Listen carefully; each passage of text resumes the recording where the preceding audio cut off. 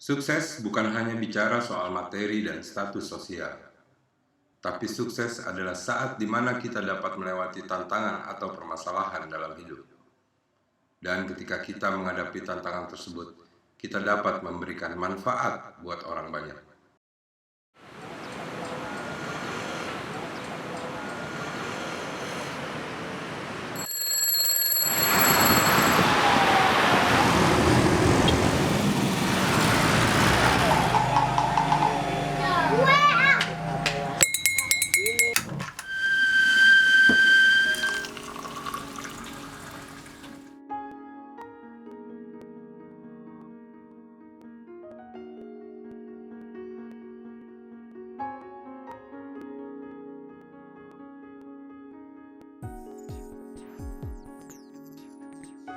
Namaku Awa.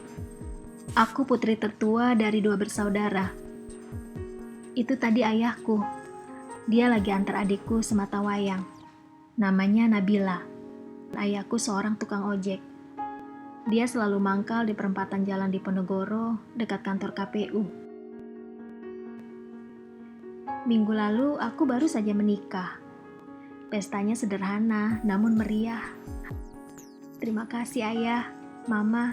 Dengan penghasilan ayah yang gak menentu, kalian tetap berusaha untuk memestakan pernikahanku. Walaupun aku tahu ini berat bagi kalian.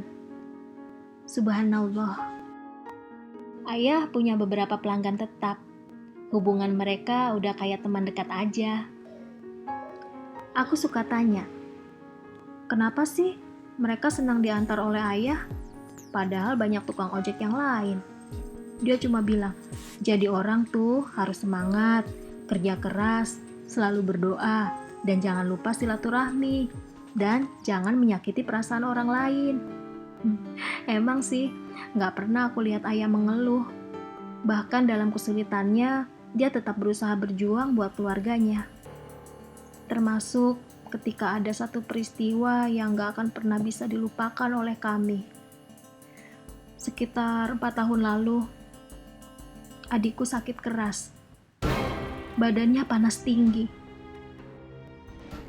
Sekujur badannya bengkak sampai ke muka. Lidah dan bibirnya merah melepuh. Keadaan seperti itu membuat kami semua panik. Apalagi dokter puskesmas tidak tahu penyakit adikku.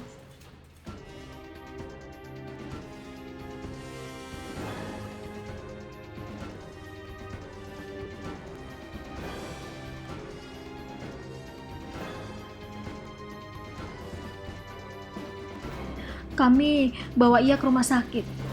Di sanalah adikku dinyatakan terkena virus Kawasaki, sebuah penyakit yang jarang ditemukan di dunia. Belum hilang kaget kami, dokter menyampaikan bahwa dalam 12 jam Nabila harus segera diberi obat.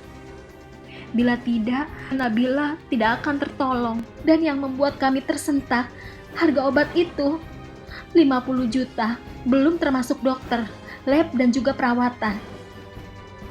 Di tengah badai yang menimpa kami, ayah memutuskan untuk menyebarkan informasi soal penyakit ini yang didapat dari salah satu pelanggannya ke setiap orang yang ia temui. Waktu itu kupikir, ayah sudah gila. Bukankah seharusnya ayah mencari biaya untuk obat Nabila? Tapi rupanya disitulah tangan-tangan Tuhan bekerja. Dari informasi yang disebar oleh ayah, berdatanganlah bantuan dari banyak pihak, bahkan dari orang-orang yang tidak dikenal sebelumnya.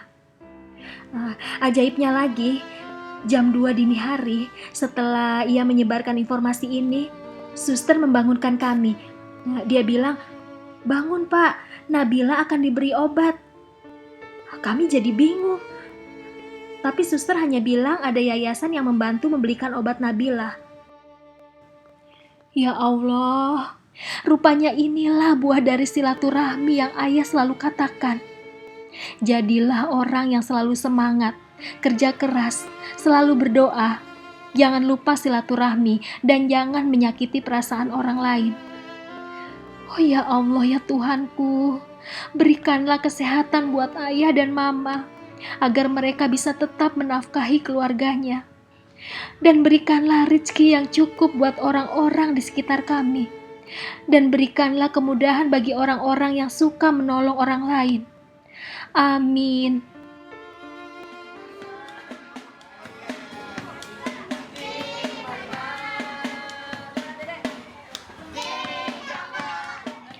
Aku bangga punya orang tua seperti ayah dan mama, yang walaupun hidup pas-pasan, namun kaya hati.